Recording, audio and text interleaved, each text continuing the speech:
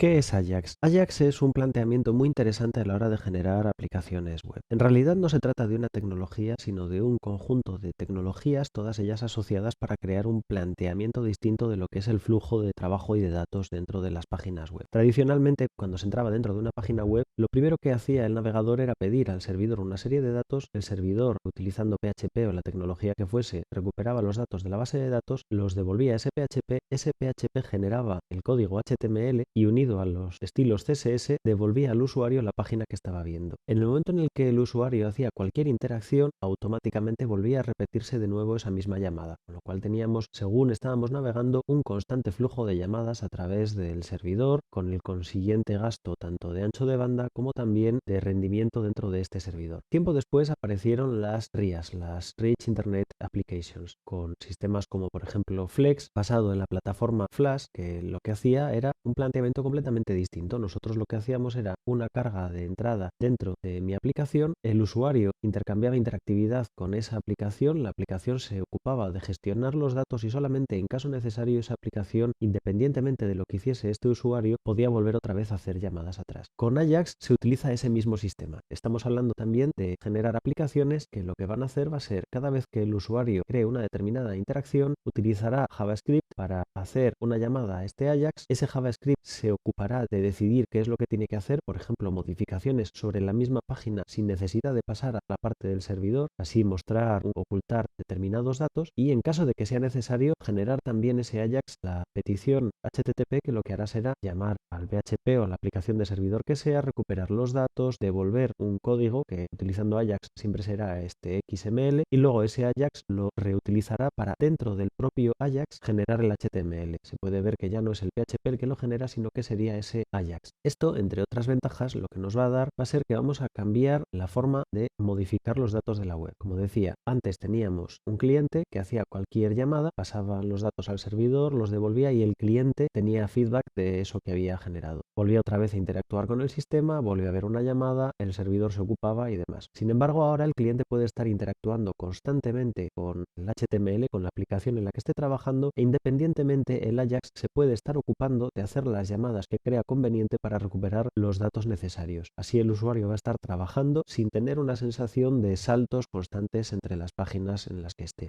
Dreamweaver también trabaja con Ajax. Para ello vamos a utilizar los elementos SPRI, o sea, los elementos Sprite. Estos SPRI van a ser de muchos tipos. Voy a tener de entrada tanto un apartado solamente para estos elementos como en los distintos apartados también tendré pequeñas entradas. Por ejemplo, dentro de formularios tendré toda una batería de elementos SPRI de formulario, contraseñas de validación, áreas de texto de validación, etc. En datos también tendré para trabajar con conjuntos de datos, repeticiones de elementos, listas de repetición y luego, como digo, dentro del apartado SPRI voy a tener todos los elementos SPRI del resto de apartados metidos en un solo sitio para que sea más cómodo. Además tendré algunos que no aparecen en otros sitios, como por ejemplo la información sobre herramienta, o sea, la generación de tooltips SPRI. Estos archivos lo que van a hacer va a ser, cada vez que utilice un elemento de estos, va a crearme un archivo de JavaScript externo que se vinculará sobre la página en la que esté trabajando. Entonces, lo primero que tendré que hacer será tener el archivo guardado, añadiré ese sprite, me generará unos vínculos dentro de mi página a los archivos JavaScript externos, podré hacer modificaciones sobre ellos en el panel de propiedades y luego, una vez que haya concluido la generación de mi sitio, tendré que subir todos esos archivos de JavaScript también al servidor porque será necesario que estén colocados con el resto de las páginas HTML.